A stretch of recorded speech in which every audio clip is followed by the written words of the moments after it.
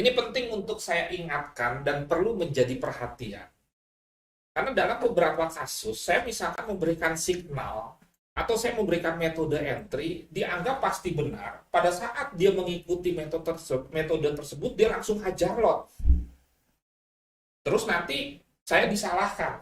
Padahal saya sudah bilang bahwa ada saatnya kita loss. Jadi bersikaplah dengan bijak pada saat kita mau melakukan entry. Oke, ada beberapa catatan. Yang pertama, buat trading plan yang berisi trend, satu. Dua, support and resistance. Tiga, skenario entry dan exit. Jadi pada saat kita mau trading di depan chart, itu ada SOP-nya. Pertama, trendnya apa? Kita nggak bisa jawab, kita nggak bisa menentukan, jangan entry.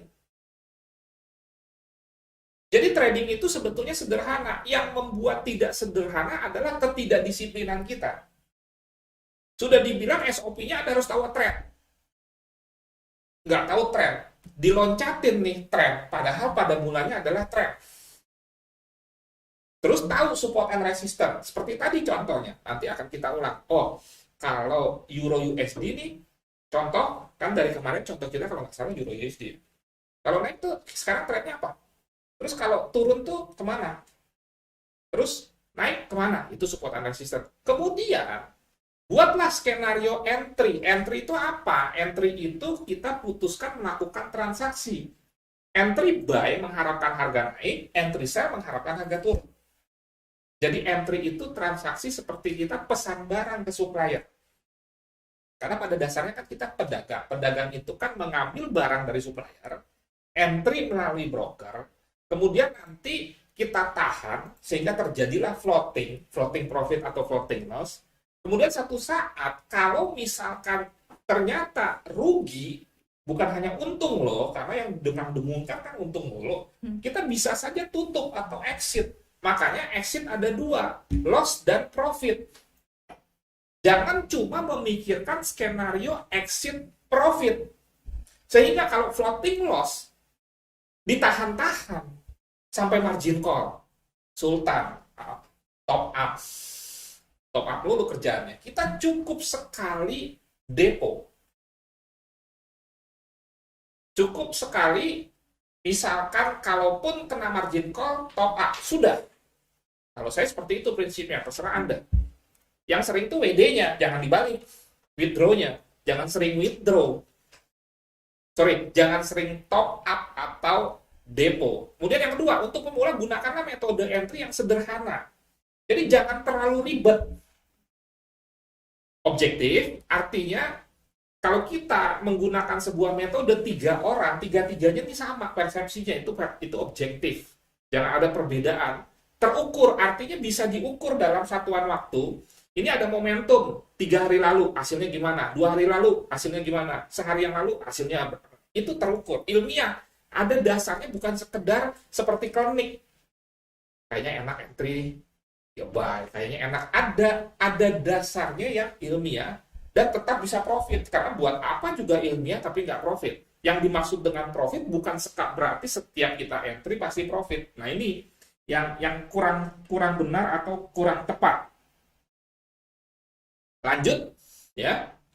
Kuasai diri pada saat di depan chart bahwa yang namanya trading itu tidak sekedar entry atau sering entry. Entry jika ada momentum saja sesuai dengan trading plan. Karena gini, udah diajarkan metodenya nih misalkan di depan chart. Pada saat dia trading, tidak ada momentum untuk entry sesuai dengan SOP yang sudah kita buat. Mulai terjadi yang disebut dengan TG. Apa tuh TG? Tangan gatal. Jadi nggak ada konfirmasi entry tapi iseng. Sayangnya, isengnya kalau di demo account sih masih mending. Di account real. Jadi duit beneran itu buat main-main. Mestinya duit main-main dibuat bener-bener. Mestinya seperti itu. Ini kebalik. Yang keempat, sekali lagi ini perlu supaya Anda disiapkan mentalnya di dalam menerima informasi pengajaran apapun akan sebuah metode entry. Miliki pola pikir bahwa metode entry tidak pasti profit alias 100% win. Kalau metode entry 100% win, semua orang jadi trader dan semua sukses. Tapi kenapa nggak semua orang jadi trader? Ya itulah jawabannya, bahwa tidak ada metode entry yang pasti profit. Kembali lagi, winning rate cukup 60% sampai 70%. Artinya kira-kira begini loh. Winning rate 60% itu kira-kira seperti apa sih? Dari 10 kali entry, dari 10 kali kita jual barang, 6 kali untung, 4 kali rugi, gitu loh. Itu intinya. Dengan catatan, risk and reward-nya sama. Jadi kalau kita untung misalkan 1 juta, kalau rugi 1 juta. Sebab kalau misalkan untung 1 juta, rugi 2 juta, nggak masuk winning rate di 60%, 70% untuk membuat equity kita tumbuh. Jadi kalau nanti Anda menguji sebuah metode, pada saat Anda menguji pertama kali, 2 kali, langsung loss, lah jangan langsung cap signal atau metode itu jelek. Ntar dulu. Harus diteliti dengan baik. Mungkin saja sebelumnya udah 6 kali profit. Kali ini akhirnya dia loss juga. Pada saat Anda menggunakan pas loss, Anda belum menikmati 6 kali yang sebelumnya profit. Nah ini yang kadang-kadang para pemula lupa. Makanya kita loncat dulu ke yang terakhir, uji suatu metode secara konsisten dengan waktu yang cukup. Dan terakhir, terapkan money management yang mengutamakan keselamatan atau keamanan dana. Karena safety first ada di bidang apapun, bukan hanya di trading. Safety first, keamanan. Keamanan utamakan keselamatan. Dalam dunia finansial, investasi, keamanan dana. Entry dengan lot yang bijak, batasi resiko maksimal 1% per entry dari modal. Jadi kalau Vira misalkan, trading nanti modalnya 1.000. Setiap entry, batasi kerugiannya 1% dari 1.000. $10. Nggak boleh lebih. Untuk pemula. Kalau Vira udah pintar, 2%, 3% nggak ada masalah. Karena sudah dibekali pengetahuan dan pengalaman. Sehingga lebih kuat menghadapi sebuah risiko yang lebih besar. Nah itu, jadi 1%. Itu pun kalau Anda langsung terapkan metode tersebut di account real. Nanti misalkan saya ajarkan nih, terus ada momentum entry. Dihitung stop loss-nya berapa, ruginya 1%, berarti lot-nya berapa. Itu harus dihitung. Jadi jangan asal 1 lot, 2 lot, entar dulu modalnya berapa. Misalkan stop loss-nya 40 pip. Kalau 1 lot berarti kan 400 resikonya misalkan 40 pip, 1 lot $400. Dananya berapa? Kalau dananya 1.000, masa resiko satu transaksi 40%? Nggak masuk akal. Nah itu. Oke, langsung kita lihat. Secara prinsip, ini kembali lagi mengacu kepada tren. Ini misalkan ya, tren Euro USD sebelumnya naik, ini nih. Naik seperti ini kan. Kemudian bila mana dikatakan tren tersebut balik, kalau closing candle di bawah semua EMA. Ini udah closing candle di bawah semua EMA nih. Tetapi belum didukung oleh EMA 10 jadi paling bawah. Jadi artinya apa? Kita masih boleh nge-buy untuk di D1. Kalau di H4, contohnya, kalau di H4, sejak di sini pun kita sudah bisa nge-sell dan tidak nge-buy lagi. Jadi follow the trend itu bisa mengikuti trend di masing-masing time frame. Kita fokus dulu ke D1 misalkan. Karena waktunya tinggal 5 menit ya, Vira. Iya. Iya. Ini kita fokus nih misalkan di sini. Ya. Ini kesempatan untuk kita nawar karena ini masih terhitung koreksi. Kalau menggunakan kombinasi 3 atau 5 EMA. Nanti kalau EMA 10-nya jadi paling bawah, baru nih balik tren jadi turun. Ini kan belum. Berarti masih ada kesempatan kita nge-buy. Oke? Nah, peluang nge-buy-nya di mana kita compare dengan ini? Contoh, ini kan low sebelumnya nih. Kita misalkan low sebelumnya berapa nih? Kita lihat ya low sebelumnya 1.1835 ini kita tandai supaya presisi. 1.1835. Nah, oke misalkan. Nah, nanti ini bagian viral. Jadi bisa saja kita buy limit sesuai dengan aplikasi HSB tadi. Buy limit di sini 1.1835. Ini yang disebut dengan follow the trend by bidding. Trennya naik, terus dia koreksi, berarti kan nawar. Jadi misalkan harga sekarang 1.1915. Harga daging ayam misalkan tadi 30.000. Trennya masih naik. Berarti kita mau beli nih. Mau buy. Tapi kita nggak mau beli sekarang. Saya mau beli daging ayam kalau dia harganya 25.000. Lo kan turun cost. Ya turunnya kan koreksi. Kalau 30 jadi 25. Apa harga daging ayam naik terus? Enggak.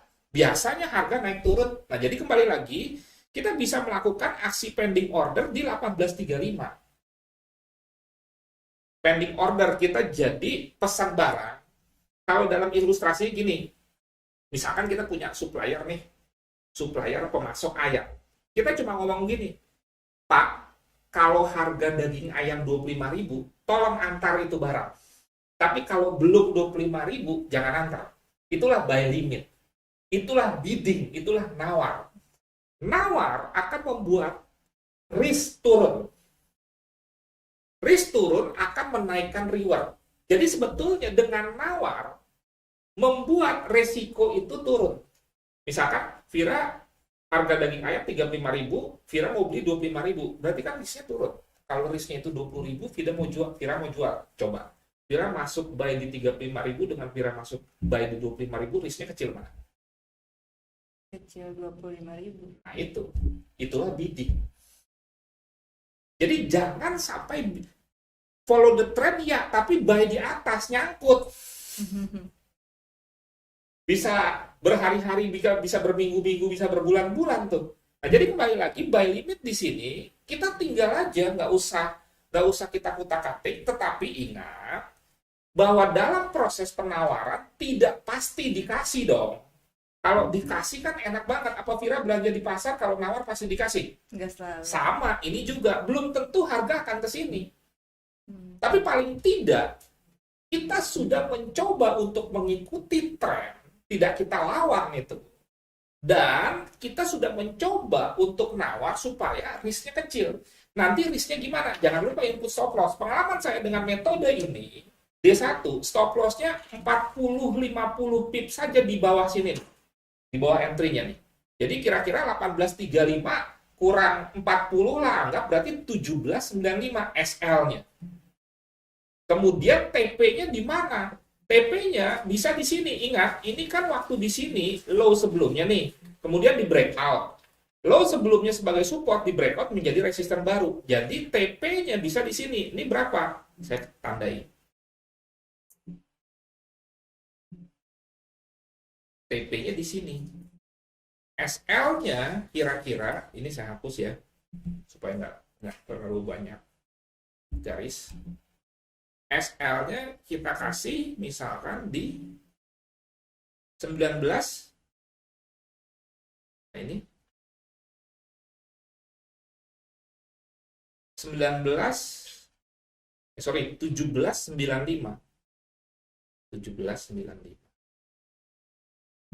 1.17. Oke. Nah ini. Jadi dari sini kan sudah terlihat perbandingan risk and reward-nya dong. SL-nya cuma segini, TP-nya segini. Atau misalkan coach kayaknya TP-nya terlalu tinggi di atas, boleh nggak saya TP-nya di EMA 200? Boleh. Karena EMA 200 ini kan support and resistor. Pada saat dia di breakout ke bawah, tadinya dia support, akhirnya pindah jadi resistor. Jadi Anda boleh meletakkan TP di sini, di EMA 200-nya pas. Nah inilah dagang. Sebab tidak ada orang dagang, kalau misalkan untung 1 juta, ruginya 2 juta. Ada yang mau nggak? Enggak. Makanya trading pun harusnya nggak boleh begitu. Minimal 1:1. Nanti seiring dengan waktu, kalau kita makin berpengetahuan, berpengalaman, maka RR kita bisa 1,2, 1,3 loh ya.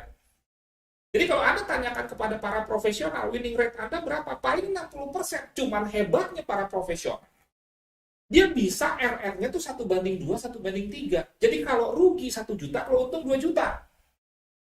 Sehingga winning rate 60%, equity-nya tetap tumbuh.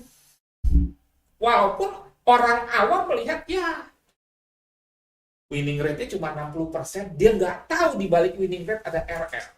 Dalam kasus ini misalkan, Anda tetapkan TP-nya di sini, ini RR-nya udah 1:3. Ya, kalau misalkan 1835, Anda tetapkan di sini 1943 nih. Ini kan udah 100 pip, taruhlah 1935 deh. Tadi risk-nya 40 pip. Profit-nya target 100 pip, berarti 1:2,5 RR-nya. Kira-kira seperti itu metode yang sangat sederhana. Ingat, tadi yang saya katakan yang perlu menjadi perhatian, kembali lagi ke sini. Jadi jangan ugal-ugalan. Uji metode yang saya sampaikan ini, mau di account real, mau di account demo, terserah. Yang penting adalah baik account real, baik account demo, resiko per trade-nya 1%. Jadi kalau pada contoh kasus Euro USD tadi, SR-nya 40 pip, Anda hitung tuh. Kalau misalkan 40 pip, modal saya sekian, 1%-nya saya entry berapa lot. Nah, itu juga yang harus dipelajari, itu bagian dari money management.